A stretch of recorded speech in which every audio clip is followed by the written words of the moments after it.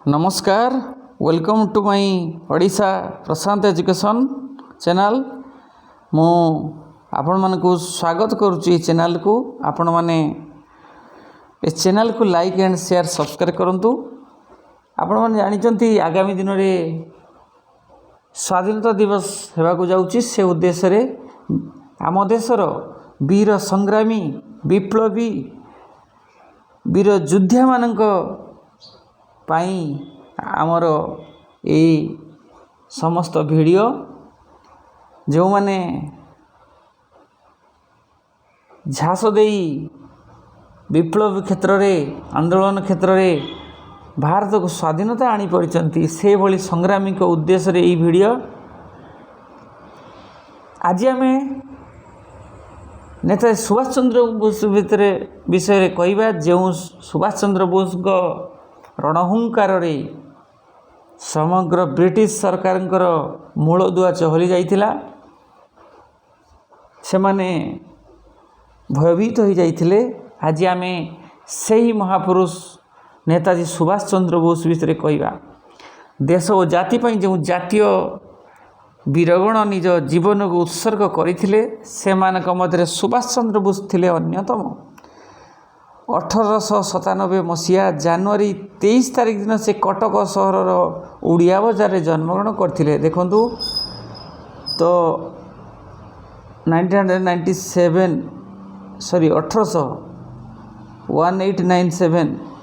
1897 मसीहा जनवरी 30 तारिख रे अर्थात से होउचंती जनवरी 30 तारिख रे जन्मग्रहण करथिले। से कटक सहर उड़िया बजार जन्मग्रहण करथिले। ताकर पिता का नाम थिला जानकीनाथ बोस, माता का नाम थिला प्रभावती देवी। ताकर बाल्य शिक्षा अंग्लो भारतीय स्कूल रे आरंभ होइतिला। एहा पर से कटक रे थिबा प्रतिष्ठित रेभेन्सा कॉलेजिएट स्कूल रे नाम लिखिथिले।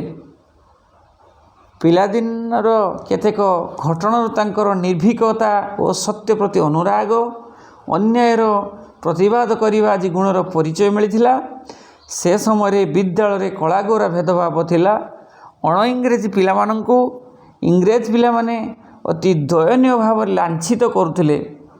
दिनकर घटना शिक्षक क्लास को आसी नथांती। जने इंग्रेजी साहेबंकर संतान कौन से जने बंगला छात्र को अपमानित कला। से कहला, हे कला मांकड़, तो अपरिष्कार हाथ में मते छुईलु। बंगाली पिलाटी भୟରେ थरी थरी कहला, मते क्षमा कर दियो। पिलाटी कांदी कांदी क्षमा मागुथिला बेले गोरा साहेब पिलाटी तार कान धरी टाणी टाणी नहीं जाउथिला। ए दृश्य देखी सुभाष धैर्य हराई बसिले। पचारे, तू कौन पाई बारंबार पिला मानक अपमानित करुछु? आज मो आखि आगे एपरी आचरण प्रदर्शन कलु। इंग्रेज पिलाटी सुभाष कथा शुणी न शुणला पड़े व्यवहार देखाइला। सुभाष खूब छोट पिलाटी होइथिले मध्य गोटे पिलाटीर कलर को धरी घुसारी आनिले। और अर्थात से गोरा पिलाटीर कलर को धरी घुसारी आनिले। यह देखी बंगाला पिलाटीर साहस बढ़ीगला। से अपमान प्रतिशोध नेवाई आगे आसिला। इंग्रेज पिलाटी को गुईठा पर गुईठा मारी तले पकाईदेला।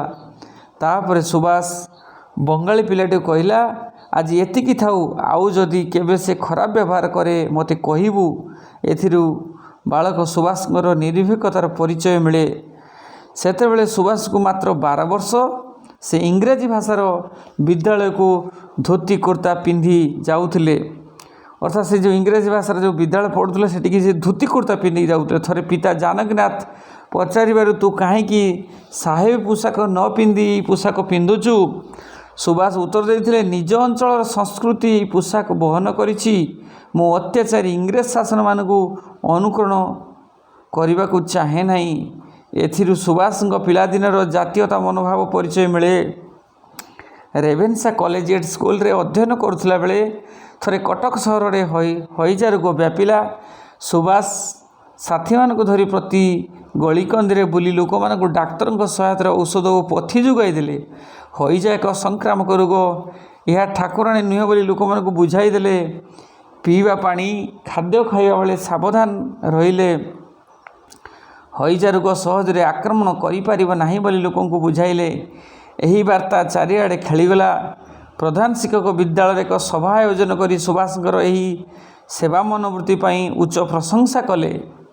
ସୁଭାଷ ପିଲାଦିନରୁ ଅତି ଦୟାଳୁ ଏବଂ ଦରଦୀ ଥିଲେ।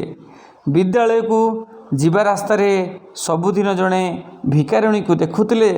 ସେ ଭୋକରେ ଆଉଟ ପାଉଟ ହୋଇ ଦିନେ ସୁଭାଷଙ୍କୁ ହାତ ଠାରି ଡାକିଲା।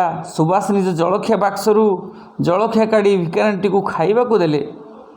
ସାଙ୍ଗରେ ଆଣିଥିବା ପାଣି ପିଇବାକୁ ଦେଲେ। ସୁଭାଷ ଟିକିଏ ମାତ୍ର ଦ୍ୱିଧା ନ କରି ତାକୁ କ୍ରମାଗତ ଖାଇବାକୁ ଦେଉଥିଲେ। ନିଜ ଖାଦ୍ୟରୁ ଅର୍ଦ୍ଧେକ ଅଂଶ ଭିକାରିଣୀଟିକୁ ଦେଇ ସେ ଆନନ୍ଦ ଅନୁଭବ କରୁଥିଲେ। ସେ ହାଇସ୍କୁଲର ପଢ଼ିବା ସମୟରେ ପ୍ରଧାନ ଶିକ୍ଷକ ବେଣୀମାଧବ ଦାସଙ୍କର ଅତି ପ୍ରିୟ ଛାତ୍ର ଥିଲେ। ସୁଭାଷଙ୍କର ଜାତୀୟତା ଭାବକୁ ସେ ଖୁବ୍ ପସନ୍ଦ କରୁଥିଲେ। ବେଣୀମାଧବ ଇଂରେଜମାନଙ୍କୁ ଏ ଦେଶରୁ ତଡ଼ିବା ପାଇଁ ସୁଭାଷକୁ ଅନୁପ୍ରାଣିତ କରିଥିଲେ। ଏହାଫଳରେ ସୁଭାଷଙ୍କର ସାହସ ବଢ଼ିଯାଇଥିଲା। ଶହୀଦ ଖୁଦିରାମ ବୋଷଙ୍କ ଆଦର୍ଶରେ ସୁଭାଷ ଅନୁପ୍ରାଣିତ ହୋଇଥିଲେ। ତାଙ୍କର ଦେଶପ୍ରେମ ଦିନକୁ ଦିନ ବଢ଼ିବାକୁ ଲାଗିଲା। ଇଂରେଜମାନଙ୍କୁ ଭାରତକୁ ତଡ଼ିବା ପାଇଁ ସେ ଆଜାଦ ହିନ୍ଦ ଫୌଜ ଗଠନ କଲେ। ସେ ଅଳ୍ପ କେତେକ ସୈନିକଙ୍କୁ ତାଲିମ ଦେଲେ।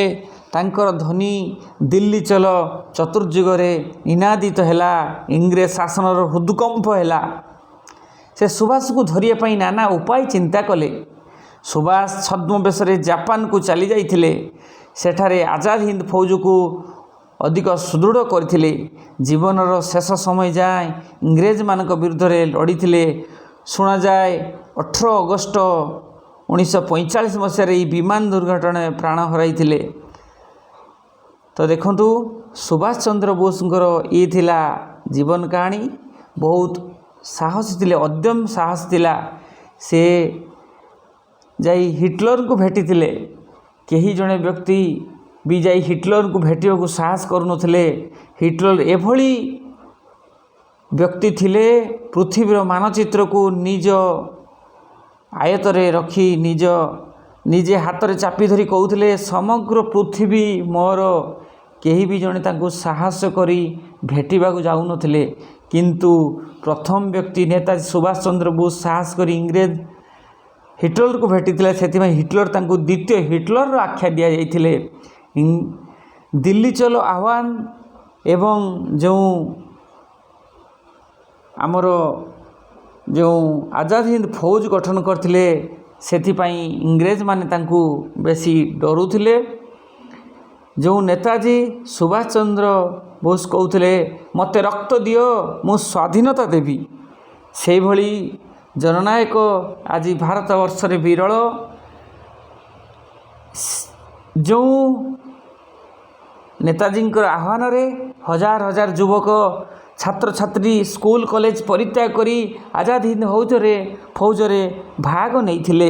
ଦେଶର ମାତୃକାର ସେବା କରିବା ପାଇଁ ଆଗେଇ ଆସିଥିଲେ। ସେହି ନେତାଜୀ ସୁଭାଷ ଚନ୍ଦ୍ର ବୋଷଙ୍କର କଥାରେ ଅନୁପ୍ରାଣିତ ହୋଇ ଭାରତୀୟମାନେ ବିଦେଶୀକୁ ତଡ଼ି ଦେବା ପାଇଁ କର ଅର ମର ନୀତି ଆଦର୍ଶରେ ଅନୁପ୍ରାଣିତ ହୋଇ ଆଗକୁ ଆଗେଇ ଚାଲିଥିଲେ। ଏଭଳି ବିଭିନ୍ନ କଥା ଶୁଣିବାକୁ ମିଳେ। କେବଳ ଗୋଟିଏ ମାତ୍ର ପୁତ୍ର ସନ୍ତାନ ଥିବା ମା' ମଧ୍ୟ ତା'ର ପୁତ୍ରକୁ ନେତାଜୀଙ୍କୁ ଦାନ ସ୍ୱରୂପ ଦେଇଥିଲା ଦେଶର ମୁକ୍ତି ନିମନ୍ତେ। ଏଇଭଳି ମହାପୁରୁଷ ଆଜି ଆମ ଭାରତବର୍ଷରେ ବିରଳ। ଏତିକି କହି ମୁଁ ମୋର ସୁଭାଷ ଚନ୍ଦ୍ରଙ୍କ ଜୀବନୀକୁ ଏଇଠି ରଖୁଛି। ପୁଣି ଆଉ ଏକ ଜୀବନରେ ଭେଟ ହେବ। ସେଥିପାଇଁ ବିଦାୟ ଦିଅନ୍ତୁ। ରହୁଛି। ନମସ୍କାର।